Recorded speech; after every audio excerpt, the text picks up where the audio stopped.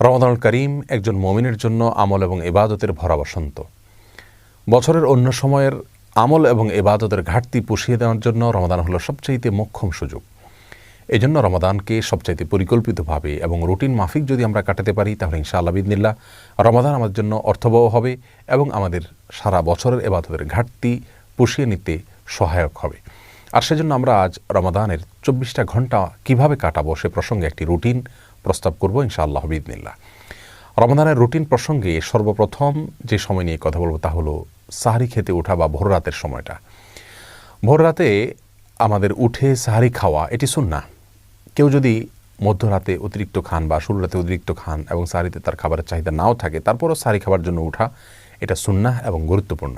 কারণ রাসূল করিম সাল্লাল্লাহু আলাইহি ওয়াসাল্লাম বলেছেন, তাসাহহারু ফাইন্না ফিস সাহুরি বারাকাহ, তোমরা সাহরি খাও কারণ সাহরি খেলে তার মধ্যে বরকত রয়েছে, এই খাবারের ভিতরে বরকত রাখা হয়েছে। অল্প হলেও খাওয়া সুন্নাত, বিশেষ করে খেজুর খাওয়ার কথা বিভিন্ন হাদিসে রয়েছে।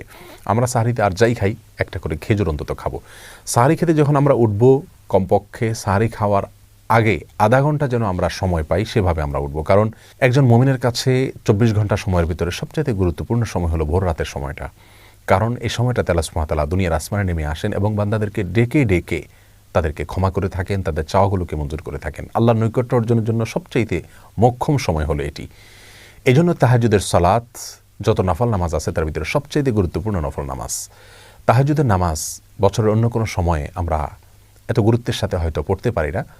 রমাদান মাসে তাহাজ্জুদের নামাজ পড়া আমাদের সকলের জন্য সহজ, কারণ আমরা সাহরি খেতে উঠছি। এই জন্য এই সুযোগটাকে কাজে লাগানো উচিত। 30টা দিনই আমাদের প্রতিদিনই একটা সময় বরাদ্দ থাকা উচিত তাহাজ্জুদ নামাজের জন্য। 2 রাকাত করে তাহাজ্জুদ পড়বো আমরা। বিশেষ কোনো সূরা কেরাত ঠিক করা নাই, যে কোনো সূরা দিয়ে আমরা সাধারণভাবেই পড়বো এবং তাহাজ্জুদের নামাজ পড়ছি, শুধু এটুকু নিয়ে থাকলে চলবে। মনে মনে আমরা 2 রাকাত করে পড়বো, 2 রাকাত, 4 রাকাত, 6 রাকাত, 8 রাকাত, যতটুকু তৌফিক হয় পড়বো। প্রত্যেকটা রাকাত খুব দীর্ঘ করার চেষ্টা করব, দাঁড়িয়ে লম্বা কেরাত পড়ার চেষ্টা করব, আস্তে আস্তে পড়ার চেষ্টা করব এবং খুব বেশি লম্বা কেরাত মুখস্থ না থাকলে একটা সূরাই বারবার পড়তে পারি, কোনো অসুবিধা নেই। এবং রুকুতে যখন যাব তাসবিহ অনেকবার পড়ব, আস্তে আস্তে পড়ব। রুকু থেকে দাঁড়িয়ে আবার দীর্ঘ সময় অপেক্ষা করব, সেজদা এরকম লম্বা করে করব, উঠে বসে আবার অপেক্ষা করব। এভাবে প্রত্যেকটা রোকনকে যত ধীরস্থিরতার সাথে করা যাবে তাহাজ্জুদের মান তত বেশি, যে কোনো সালাতের মান তত বেশি উন্নত হবে। আমাদের আয়েশা রাদিয়াল্লাহু তাআলা আনহা রাসূল আকরাম সাল্লাল্লাহু আলাইহি ওয়াসাল্লাম তাহাজ্জুদ প্রসঙ্গে বলেছেন, লা তাসআল আন হুসনিহিন্না ওয়া তুলিহিন্না, তিনি যে নামাজগুলো পড়তেন রাতে সেগুলোর সৌন্দর্য আর সেগুলোর দৈর্ঘ্য নিয়ে আর বলো না। তার মানে সেগুলো অনেক দীর্ঘ ছিল এবং অনেক সুন্দর ছিল। এজন্য রমাদানের সবচাইতে ইম্পর্টেন্ট সময়টা যেটা আমরা কাজে লাগাতে পারি খুব সহজে, অথচ অনেকে হেলায় আমরা নষ্ট করি, সেটা হলো ভোর রাতে সাহরি খেতে ওঠার কিছুক্ষণ আগে আপনি তাহাজ্জুদ পড়ুন এবং বাসার প্রত্যেকটা সদস্যকে উদ্বুদ্ধ করুন যার যার জায়গা থেকে যেন এই আমলটা করেন। এরপরে তাহাজ্জুদের পরে আমরা সাহরি খেয়ে নেব। সাহরি অনেকে খেতে খেতে আজানের সময় পর্যন্ত নিয়ে যান, এটা উচিত না। আজানের সময় ঠিক আগ মুহূর্তে শেষ করেন, এটা সুন্নাহ বিরোধী কাজ। সুন্নাহ হলো বুখারীতে আসছে, রাসূল করিম সাল্লাল্লাহু আলাইহি ওয়াসাল্লাম সাহরি খাওয়া শেষ করতেন, এরপরে আজান এবং সাহরির মধ্যবর্তী 50টি আয়াত তেলাওয়াত করা যায় এই পরিমাণ সময় তিনি গ্যাপ রাখতেন। তার মানে এত আগে সাহরি খেয়ে শেষ করতেন। আনুমানিক 10 মিনিট সময় আমরা বলতে পারি। 10 মিনিট সময় এত লাগে না, 5 থেকে 10 মিনিট সময় অন্তত গ্যাপ দেওয়া উচিত। এই টাইমটাতে আমরা আল্লাহর কাছে বিশেষভাবে দোয়া করতে পারি, যেটা দোয়ার সময়, দোয়া কবুলের সবচেয়ে গুরুত্বপূর্ণ সময় দিনের এবং রাতের ভিতরে এই ভোর রাতের সময়টা। বিধায় এই টাইমটাতে আমরা খাবার শেষ হয়ে গেলে দোয়ায় মাশগুল হয়ে যাই, অথবা খাবারের আগেও দোয়া করতে পারি, কিন্তু আল্লাহর কাছে দোয়া করা উচিত এবং চোখের পানি ফেলা উচিত। দোয়ার জন্য সবচেয়ে উত্তম হবে আমরা যদি নির্জনে কোথাও চলে যেতে পারি। প্রয়োজনে বাসার ছাদে চলে যাওয়া যেতে পারে, প্রয়োজনে বাসার কোনো একটা কোনায় চলে যাওয়া যেতে পারে, কোনো একটা কক্ষে যেখানে কেউ না, সেখানে নিরিবিলি আমরা আল্লাহর কাছে আমাদের চাওয়াগুলো পেশ করতে পারি, চোখের পানি ফেলতে পারি। আমাদের দুরবস্থার জন্য আল্লাহর কাছে ফরিয়াদ করে চোখের পানি ফেলে আমরা কান্নাকাটি করে দোয়া করতে পারি এবং আমাদের সার্বিক চাওয়াগুলোকে আল্লাহর কাছে পেশ করতে পারি। এটা হলো রমাদানের রুটিনের জন্য সবচেয়ে ইম্পর্টেন্ট সময়, যে সময়টাকে আমাদের খেয়াল করা উচিত এবং খুব সুন্দরভাবে পরিকল্পনা করে কাটানো উচিত। এরপরে ফজরের আজান যখন হয়ে যাবে, আজানের পরে আমরা 2 রাকাত সুন্নাত পড়ব। সুন্নাত পড়ার পরে নবী আলাইহিস সালামের সুন্নাত ছিল যে ফজরের 2 রাকাত সুন্নাত পড়ার পরে তিনি কিছুটা বিছানায় মাথা দিতেন, একটু হালকা, ঘুমাতেন না, কিন্তু কিছু সময়ের জন্য রেস্ট করতেন, সেটা 2-4 মিনিট হতে পারে। আমরা কিছু সময়ের জন্য হালকা একটু গড়াগড়ি করে বা বিছানায় যদি মাথা দিয়ে তাহলে সুন্নাহ আদায় হয়ে যাবে। এরপরে উঠে আমরা ফরজ নামাজ পড়ব। ফজরের ফরজ নামাজ পড়ার পর আপন জায়গা যেখানে নামাজ পড়েছি সেখানে বসে থাকবো এবং সম্ভব হলে সূর্য উদয় হওয়া পর্যন্ত অপেক্ষা করব। সূর্য উদয় হওয়া পর্যন্ত এই টাইমটাতে বসে বসে সকাল সন্ধ্যার যে জিকিরগুলো আছে সেগুলো করব। সকাল সন্ধ্যার জিকির নিয়ে আমাদের বই আছে এবং সেটার PDF কপি পাওয়া যায় আমাদের ওয়েবসাইটে আসুন্নাহ ফাউন্ডেশন, সেখান থেকে আপনারা ডাউনলোড করে নিতে পারেন, অথবা নবী আলাইহিস সালামের সকাল সন্ধ্যার দোয়াগুলো যে কোনো বই থেকে আপনি সম্ভব হয় সেগুলো মুখস্থ করে নিয়ে পড়বেন এবং সূর্য ওঠা পর্যন্ত আপন জায়গায় বসে থাকবেন। সূর্য ওঠার 10-15-20 মিনিট পরে আপনি 2 রাকাত নামাজ পড়বেন, সেটা সলাতুল ইশরাক। এই নামাজটা আপনি পড়ার কারণে আল্লাহ সুবহানাহু ওয়া তাআলা আপনাকে একটি পূর্ণাঙ্গ উমরার সওয়াব দিবেন। তিরমিজিতে বর্ণিত হয়েছে যে ফজরের পরে আপন জায়গায় বসে থেকে যদি এভাবে জিকির আজকার করা হয় এবং শেষে যদি 2 রাকাত নামাজ পড়া হয় অর্থাৎ ইশরাকের নামাজ, তাহলে এর মাধ্যমে এই সওয়াবটা আমরা পাবো। এটা অনেক রোজাদার আমরা মিস করি, আমরা ফজরের পরপর শুয়ে পড়ি। এটা অত্যন্ত ভুল একটি কাজ। আল্লাহ সুবহানাহু ওয়া তাআলা বলেছেন ওয়াসাব্বিহুহু বুকরাতাও ওয়া আসীলা, দিনের শুরুতে এবং শেষে তোমরা আল্লাহর পবিত্রতা বর্ণনা করো। কোরআন কারীমের বিভিন্ন জায়গায় বিষয়ে উৎসাহ দেওয়া হয়েছে। অতএব দিন এবং রাতের আমরা যদি তাহাজ্জুদের সময়টা, ভোর রাতের সময়টার পরে দ্বিতীয় সর্বোচ্চ গুরুত্বপূর্ণ কোনো সময়ের কথা বলি তাহলে সেটা হলো ফজরের পরের সময়টা। অথচ এই সময়টাতে আমরা রমজান মাসে বেশিরভাগ মানুষ শুয়ে যাই, এটা ভুল। যদি শুইতে হয়, ঘুমাইতে হয়, আমরা সেটা কিছুক্ষণ পরে ঘুমাবো, কিন্তু ফজরের পর ঘুমাবো না। জিকির আজকার এবং তাসবিহ তেলাওয়াতে মাশগুল থাকবো ইনশাআল্লাহ বিইذনিল্লাহ। এরপরে যদি আমরা ঘুমায় রেস্টও করি, সেটা পরিমিত হওয়া উচিত এবং লিমিটেড সময়ের জন্য হওয়া উচিত, মেপে কাজ করা উচিত। আমরা 2 ঘন্টা, 2.5 ঘন্টা বা 1.5 ঘন্টা যার যতটুকু প্রয়োজন আমরা ঘুমিয়ে উঠে তারপরে আমরা তেলাওয়াত করলে সেটা সবচাইতে ভালো। কারণ ঘুম থেকে ওঠার পরে মানুষের মন মানসিকতা থাকে অত্যন্ত ফ্রেশ। এই অবস্থাতে কোরআনে কারীম যদি আমরা তেলাওয়াত করি, অর্থ সহকারে বোঝার চেষ্টা করি, কোরআনে কারীম রমজান মাসে আমরা তেলাওয়াত করি পুরোটা একবার বা একাধিকবার আমরা পড়ে শেষ করব, খতম দেব ইনশাআল্লাহ, সেটা খুবই ভালো হবে এবং সে সুন্নাহ। কিন্তু এর পাশাপাশি আমরা যদি অর্থ বোঝার চেষ্টা করি সেটা হবে আরও ভালো, শোনার উপরে সোহাগা। প্রতিদিন আমি যদি অন্তত একটা পৃষ্ঠা অর্থ এবং ব্যাখ্যা সহকারে কোনো একজন আলেমের তত্ত্বাবধানে হলে আরও ভালো হয়। যদি আমরা কোরআনকে বোঝার চেষ্টা করি এবং সেটা ঘুম থেকে ওঠার পরে হতে পারে, তেলাওয়াত হতে পারে এবং অর্থ ব্যাখ্যা সহকারে একটা পৃষ্ঠা করে অধ্যয়ন করা হতে পারে। এরপরে আমরা কিছু সময়ের জন্য ইসলামিক বই পুস্তক পড়তে পারি। বিশেষ করে ডক্টর খন্দকার আব্দুল্লাহ জাহাঙ্গীর রহমাহুল্লাহর যে বইগুলো আছে এগুলো ইসলামের বেসিক বিষয়গুলো সম্পর্কে ধারণা নিতে অনেক বেশি সহায়ক। এই বইগুলো আমাদের কাছে থেকে থাকলে সেগুলো আমরা পড়তে পারি। অনলাইনে PDF কপি পাওয়া যায় অনেকগুলো, সেগুলো নিয়ে আমরা কিছু সময় পড়ব।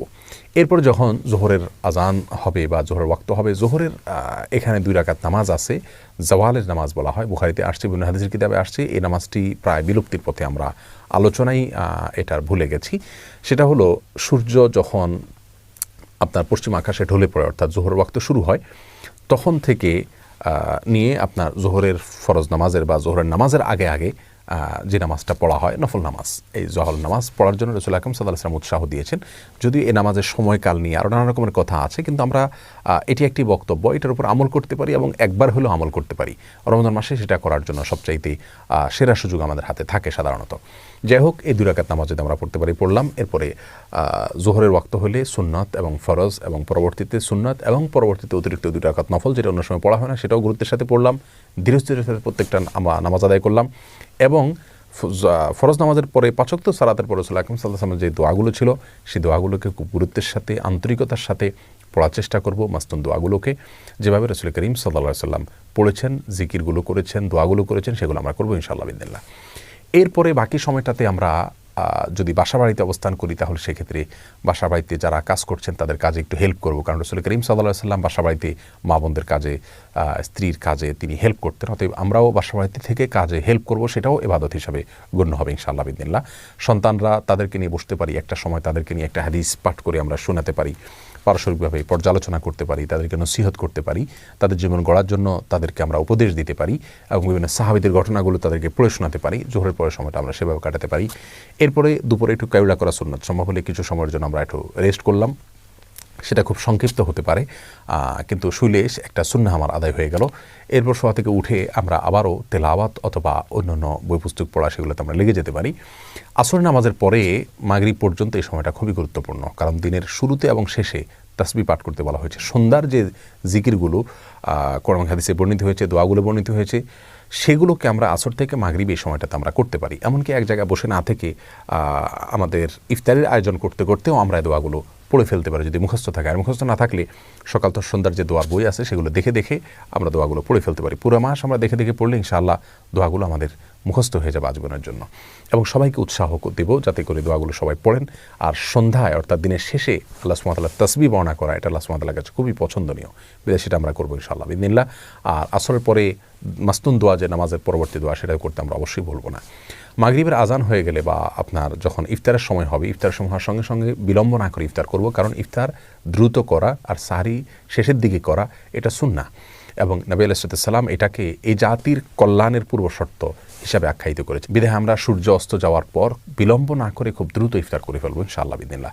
ইফতারিতে অস্বাস্থ্যকর কোনো কিছু খাবো না। খুব বেশি ভাজা পোড়া খাওয়ার অভ্যাস আমাদের দেশে মানুষের, অতিরিক্ত ভাজা পোড়া খাওয়ার ফলে রাতে দাঁড়িয়ে ইবাদত বন্দেগী করা কঠিন হয়ে যায়, তারাবি পড়া কঠিন হয়ে যায়, সুন্দরভাবে কাটানো যায় না। সেজন্য উচিত হবে স্বাস্থ্যসম্মত খাবারগুলো খাওয়া এবং যথাসম্ভব অস্বাস্থ্যকর খাবারগুলোকে পরিহার করা। এবং খেজুর দিয়ে ইফতার করা সুন্নাত, যদি সম্ভব হয় খেজুর দিয়ে ইফতার করব। ইফতারের পরে দোয়া পড়ব জাহাবাজ জামা ওয়াবতাল্লাতিল উরুক ওয়াসাবাতাল আজরু ইনশাআল্লাহ, অর্থাৎ গ্লানি দূর হলো এবং ঘাম শুকিয়ে গেল, ইনশাআল্লাহ আমার বিনিময় আল্লাহর কাছে জমা থাকলো। এ দোয়া আমরা পড়তে পারি। আরও দোয়া রয়েছে। ইফতারের দোয়া পড়লাম, ইফতার করলাম, এরপরে আমরা মাগরিবের নামাজ আদায় করবো ইনশাআল্লাহ। মাগরিবের নামাজের পরের সময়টা আমরা তারাবিতে যে পারা আজকে তেলাওয়াত করব বা যে অংশ তেলাওয়াত করব, সেটার অর্থ ব্যাখ্যা যদি সম্ভব হয় একটু দেখে নিলে ভালো হয়। আর যদি খতম তারাবির সুযোগ না থাকে, তাহলে সেক্ষেত্রে অন্তত এই টাইমটাতে, মাগরিব থেকে এশা, এই টাইমটাতে কোনো অবস্থাতে শোবো না। কারণ আমাদের অনেকের অভ্যাস আছে রমজান মাসে ইফতারের পরে শরীরটা ক্লান্ত হয়, আমরা শুয়ে পড়ি। কারণ রাসূল করিম সাল্লাল্লাহু আলাইহি ওয়াসাল্লাম সম্পর্কে আমাদের আয়েশা বলেছেন, কানান নবী সাল্লাল্লাহু আলাইহি ওয়াসাল্লাম ইয়াকরাহুন নাওমা ক্বাবলা আয়েশা, এশার আগে ঘুমোতে তিনি অপছন্দ করতেন। এজন্য এশার আগে সময়টাতে আমরা ঘুমাবো না। যথাসম্ভব ইবাদত বন্দেগী, সাধারণ কোরআন তেলাওয়াত, তারপরে আপনার ইসলামিক বই পুস্তক পড়া বা ইসলামিক লেকচার শোনা, এগুলোর পেছনে আমরা সময় ব্যয় করব। কোনো অবস্থাতে আমরা এই সময়টাতে অন্তত ঘুমাতে যাব না বা অন্তত শুইতেও যাব না। যাই হোক, এরপরে এশার নামাজ আদায় করে, তারাবি নামাজ আদায় করে খুব ধীরস্থিরতার সাথে তারাবি শেষ করব, খুবই আস্তে আস্তে করার চেষ্টা করবো ইনশাআল্লাহ। রাতের খাবারটা এশার আগে খেয়ে ফেলতে বলে ভালো হয়।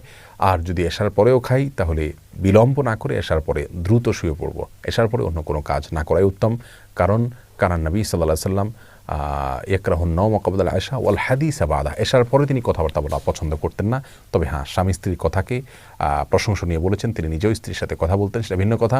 কিন্তু সচরাচর আড্ডা এগুলো আমরা করতে যাব না। টেলিভিশন অথবা সোশ্যাল মিডিয়াতে স্ক্রল করা, এগুলোর থেকে আমরা বেঁচে থাকবো। এশার পরে খুব দ্রুত আমরা শুয়ে পড়ার চেষ্টা করব, তাতে ভোররাতে আগে আগে উঠা আমাদের জন্য সহজ হবে। পরিকল্পনা করে কোরআনে কারিমের জন্য প্রতিদিন এক পারা করে বা 1.5 পারা করে বা 2 পারা করে, যার যতটুকু তৌফিক কুলায় আমরা বাজেট করব, বরাদ্দ করব এবং সেই অনুযায়ী আমরা প্রতিদিন ইনশাআল্লাহ বিইذনিল্লাহ কোরআন তেলাওয়াত করে যাব।